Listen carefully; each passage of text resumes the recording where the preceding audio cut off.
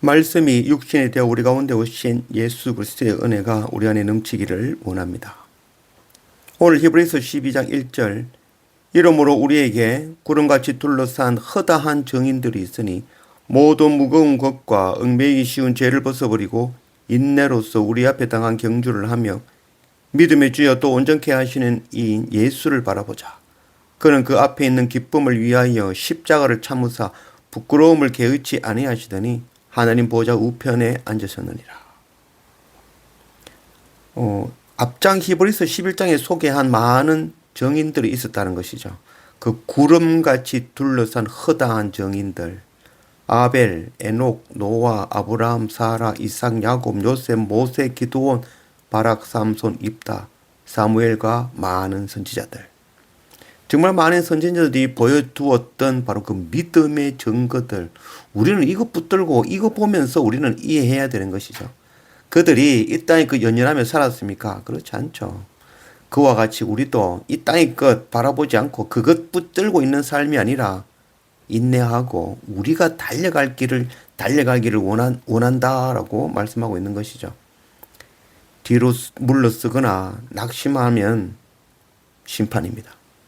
앞으로 우리는 나아가야 되는 거죠. 바로 우리를 믿음의 주이신 바로 예수 그리스도를 바라보고 나아가자는 것이죠. 예수님도 그 고난, 십자가의 고난을 피하지 아니하셨다는 것이죠. 그 고난을 부끄러워하지 아니하고 개의치 아니하시고 결국은 어떻게 되었습니까? 부활하시고 하나님 우편에 앉으셨다는 거죠. 우리도 이와 같이 반드시 고난을 당할 것인데 그 고난 두려워하거나 피하지 아니하고 하늘나라의 소망을 붙들고 나아가자는 것이죠. 그러면 우리 또한 하나님 나라의 백성 삼아 주시겠다고 약속하시는 것입니다. 믿음의 선진들은 이것 바라보고 나아갔고 우리도 동일하게 그 믿음의 선진들을 따라서 주님을 따라서 자기 십자가 지고 우리가 달려갈 길을 달려가는 그런 우리가 되기를 원합니다.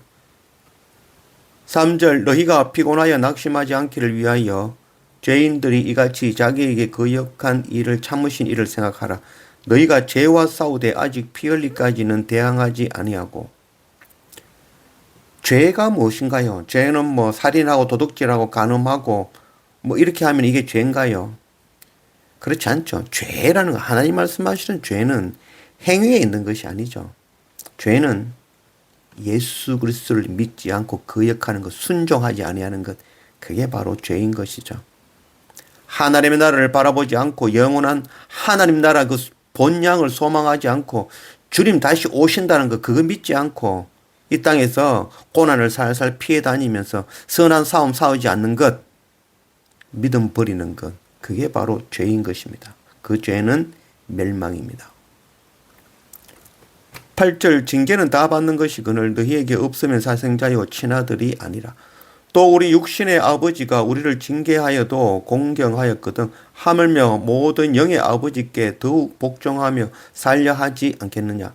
그들은 잠시 자기의 뜻대로 우리를 징계하였거니와 오직 하나님은 우리의 유익을 위하여 그의 거룩하심에 참여하게 하시느니라.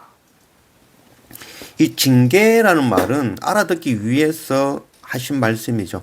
오늘 이 말씀은 징계에 대한 말씀이 아니고 그 징계는 하나님의 사랑이라는 것을 말씀하고 계신 것이죠. 믿지 않는 자들에게는 그 고난이 징계처럼 보이죠. 그러나 믿는 자들에게는 그 징계가 아버지의 사랑, 하나님의 거룩하신 뜻이라고 고백할 수 있는 것이죠. 환난과 핍박 당할 때 지쳐서 낙심하는 사람들의 반응은 하나님을 무서워하죠. 두려운 분으로, 하나님께서 진노하시고 징계하시는 분으로, 형벌을 주시는 분으로 생각하는 거죠. 그래서 그 형벌 피하기 위해서 노력하는 거죠. 그래서 고난당하고 진노를 당하면 내가 뭐 잘못했나 그런 생각하면서 회개하고 또 회개하고 엎드리지만 해결되지 않고 그 고난과 진노, 핍박은 멈추지 않죠. 그럼 어떻게 하겠습니까? 결국 포기하고 에이 하나님 없다 하면서 세상으로 돌아가 버리는 거죠. 오늘 말씀에 너희가 참음은 징계를 위함이라. 아이 무서운 말씀이죠. 믿지 않는 자들의 목적은 환난을 피하는 것이고 예수 그리스도를 만난 자들, 믿음 있는 자들은 그 환난을 통하여 나를 정결하게 하고 거룩하게 하려 하시는 하나님 아버지의 목적, 그 사랑을 깨닫는다는 거죠. 그래서 오늘 말씀에 만일 너희가 이 거룩하게 하고 흠없게 하시는 그 아버지의 징계가 없다면 그건 친아들이 아니라는 거죠.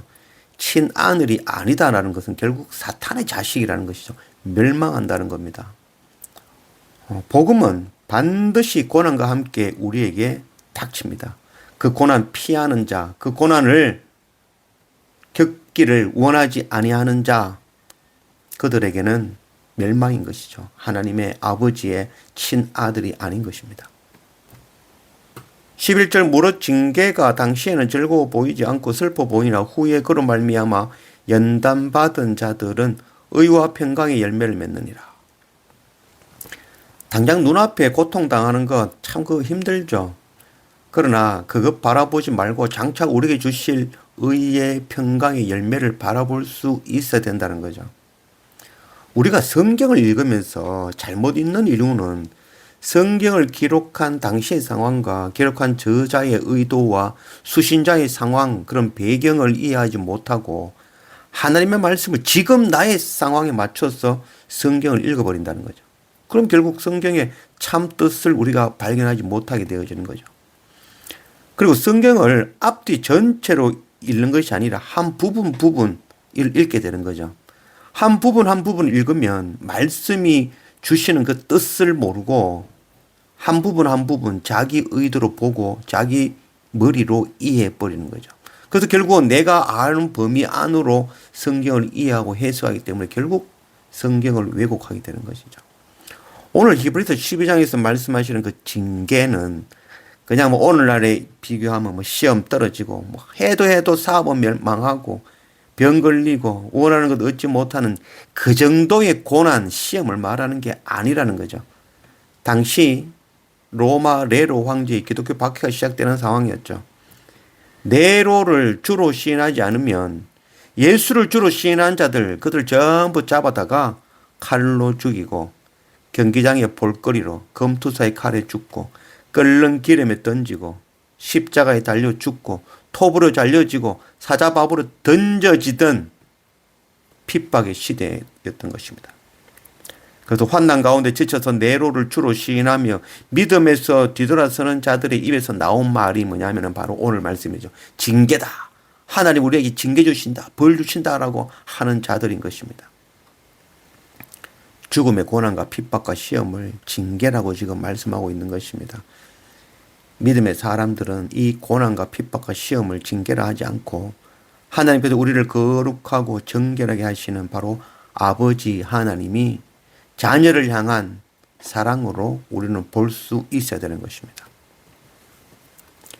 28절 그러므로 우리가 흔들리지 않는 나라를 받았은즉 은혜를 받자. 이로 말미암아 경건함과 두려움으로 하나님을 기쁘시게 섬길지니 우리 하나님은 소멸하는 불이십니다. 땅이 진동하고 흔들리는 것은 고난과 핍박으로 땅을 흔드는 것은 진동하지 아니할, 흔들리지 아니할 영원한 하나님 나라를 주시기 위해서 흔들고 있는 것이죠. 우리가 채를 통해서 흔드는 것은 알곡을 갈려내기 위한 것이죠. 그때는 땅을 바라보고 붙들고 있는 자들은 다 함께 흔들리고 소멸되어지는 것입니다. 우리가 받을 나라, 우리가 받은 나라는 흔들리지 않는 하나님의 나라입니다. 썩어 없어질 것을 두고 영원한 새하늘과 새 땅을 지을 수는 없지요. 우리는 반드시 고난을 받고 흔들리고 진동당하며 종말의 때는 반드시 우리에게 닥칠 것입니다. 그때 우리는 땅과 하늘이 진동하는 거 그거 보지 말고 땅과 하늘을 흔들어서 멸하시고 다시 세우실 영원한 나라, 하나님의 나라를 바라보기를 원합니다. 눈에 보이지 않지만 믿음의 선진들과 같이 믿음의 눈으로 보는 자들이 되기를 원합니다. 세상이 아무리 흔들리고 흔들려도 흔들 수 없는 그 내적 평화와 여유, 이것은 바로 주님만을 바라볼 때에 이루어지는 것입니다. 오늘 말씀 마지막으로 우리 하나님은 소멸하는 불이심이라고 말씀하고 있죠. 하나님은 이 땅에 하나님 아닌 모든 것을 불태워 소멸하시는 그런 불이신 것이죠. 우리 마음에 하나님의 소멸하시는 불이 임하시고 은혜를 받아 세상의 생각과 땅의 것으로 가득한 우리 속에 있는 모든 것 태워 소멸되기를 원합니다. 두렵고 떨림으로 소멸하시는 불 내시는 하나님 앞에 날마다 엎드리는 그런 우리가 되기를 원합니다.